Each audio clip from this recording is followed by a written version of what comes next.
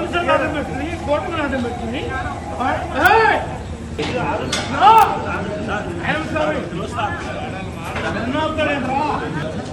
శవాలు అవుతాయండి. కూర్చో. రైట్, ప్రస్తుతం దాడికి గురైన ఏడుపుగట్టి శ్రీనివాస్ ఇంటి వద్ద మా కరెస్పాండెంట్ రాజు ఉన్నారు, మాట్లాడదాం. రాజు, చెప్పండి, డైరెక్ట్గా జేసీబీ తీసుకొచ్చి ఇల్లు కూల్చేలాగా భయభ్రాంతులకు గురి చేసిన పరిస్థితులు రాత్రి కనిపించాయి. ఓ ఎమ్మెల్యే ఇలా ప్రవర్తించడం అసలు దేశ చరిత్రలో ఎక్కడన్నా ఉందా అంటూ కూడా ప్రశ్నలు వస్తున్న నేపథ్యం. ఏం చెప్తారు శ్రీనివాస్ గారు, ఏంటి మీరు ఇన్పుట్స్?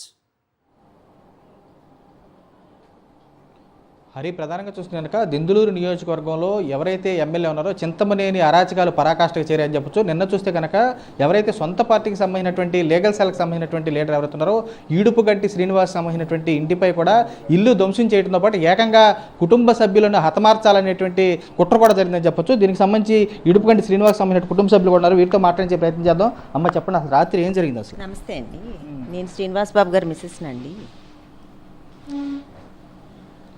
రాత్రి ఎలా ఉంది మన పరిస్థితి? దెందులూరు కాన్స్టిట్యున్సీ చింతమనేని ప్రభాకర్ అనే వ్యక్తి సుమారు 11 గంటల టైంలో మా ఇంటికి వచ్చి తన అనుచరులు, గోండాలు, జేసీబీలు, డంపర్లతో మా ఇల్లు కూల్చేసి మమ్మల్ని చంపాలని దురాలోచనతో వచ్చి ఆయన ఇష్టం వచ్చినట్టు మాట్లాడి గేట్లు పగలగొట్టి మమ్మల్ని చాలా ఇబ్బంది పరిచారు. చాలా భయంకరంగా అనిపించింది. నిజాయితీగా ఉండే వాళ్ళని బతకనెవరు అనిపించింది. ఒకసారిగా ఎంతమంది వచ్చి ఉంటారు అసలు? మొత్తం 100 మంది వచ్చి ఉంటారు. ఆయన అనుచరులు, గోండాలు చాలా మంది డంపర్లతో మా ఇల్లు కూల్చి మమ్మల్ని చంపాలని, నన్ను, నా భర్తని, నా కొడుకుని కూడా చంపేస్తాను, ఈ రోజు అంతమొందిస్తానని మాట్లాడారు. సుమారు 11 నుంచి 3 గంటల వరకు తర్జన భర్జన జరిగింది. అంత అరాచకం చేస్తే ఆయన్ని మర్యాదగా ఇంటికి పంపించి నా భర్తని, నా కొడుకుని పోలీస్ స్టేషన్లో కూర్చోబెట్టారు.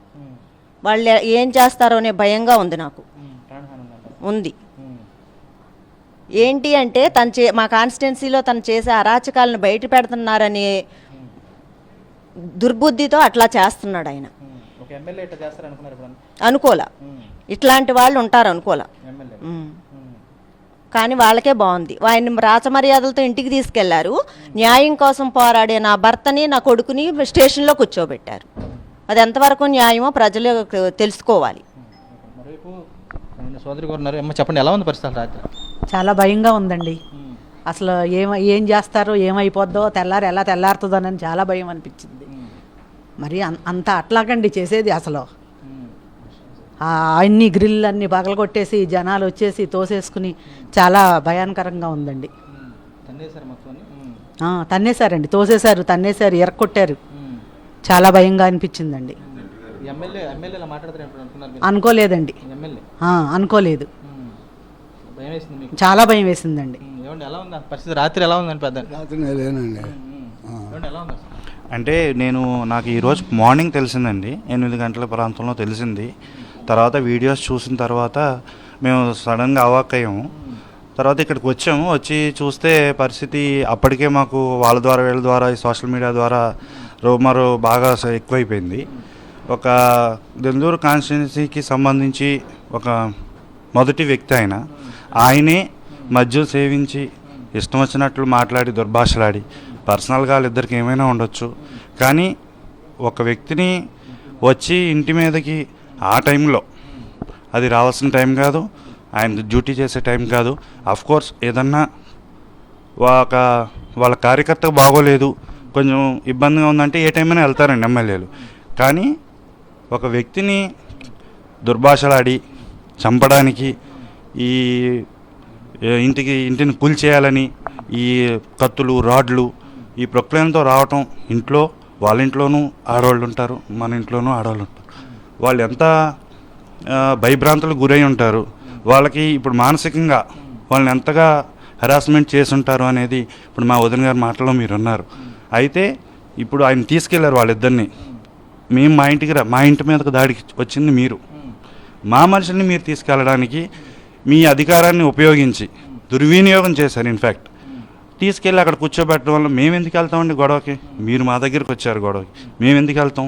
మమ్మల్ని తీసుకెళ్ళి అక్కడ కూర్చోబెట్టడం వల్ల మా వదినికి వాళ్ళ అబ్బాయికి నైట్ ఏదైనా జరుగుంటే ఎవరు రెస్పాన్సిబిలిటీ? నేను ఈ మీడియా సాక్షిగా చెప్తున్నాను. ఏ మీడియా అయినా కానివ్వండి, ఒక మనిషిని రక్షించడానికే మీరు ఉన్నారు, మనిషిని వెలుగులో పెట్టడానికి మీరున్నారు. ఇంతకుముందు కూడా మా బ్రదర్ ఏం చేశారు? మీరు చేసిన అరాచకాలన్నీ బయట పెడతాం అనుకున్నారు. మేము ఇంతకుముందు ఆ పార్టీకి చేసిన వాళ్ళమే, ఇర్రెస్పెక్టివ్ ఆఫ్ ది పర్సన్, మేము తెలుగుదేశం పార్టీకి చేసిన వాళ్ళమే. కానీ మా మీదకి ఇప్పుడు మా అన్నయ్య ఒక మంచి రెస్పాన్సిబుల్ పొజిషన్లో ఉన్నారు, ఆయన మీదకే వచ్చారంటే సామాన్యుల మీదకి మీరు ఏం చేస్తారు? ఇది ఇక్కడితోనే ఆగదు కదా. ఇప్పుడు మాలాంటి వాళ్ళని కూడా ఏం చేయగలుగుతాం? ఇప్పుడు రేపొద్దున మేము ఏం చేయగలం? మా మీదకి వస్తే ప్రాణహాని అనేది ఇప్పుడు మీరే చూస్తున్నారు, ఆ వీడియోలో వైరల్ అయినాయి ఎలా ఉన్నాయండి. అందుకు ప్రధానంగా కూడా వీరంతా కూడా ఒకటే స్పష్టంగా కనబడుతుంది. చూస్తే కనుక సొంత పార్టీకి చెందినటువంటి ఎమ్మెల్యే కూడా పూర్తి స్థాయిలో దౌర్జన్యకాండకు తెగబడ్డారు. యథేచ్ఛగా కూడా హత్యాయత్నాన్ని కూడా చేశారని చెప్తున్నారు. పూర్తిగా ఇంటిని కూల్చేయడంతో పాటు ఇక్కడ ఉన్నటువంటి వ్యక్తులను కూడా చంపేస్తామంటూ భయానక వాతావరణం సృష్టించారు. చూస్తే సొంత పార్టీ నేతలకే రక్షణ లేదు, సామాన్యుల పరిస్థితి ఏంటని చెప్పని వీరు కూడా ఆవేదన వ్యక్తం చేసే కూడా కనబడుతుంది. Over to studio.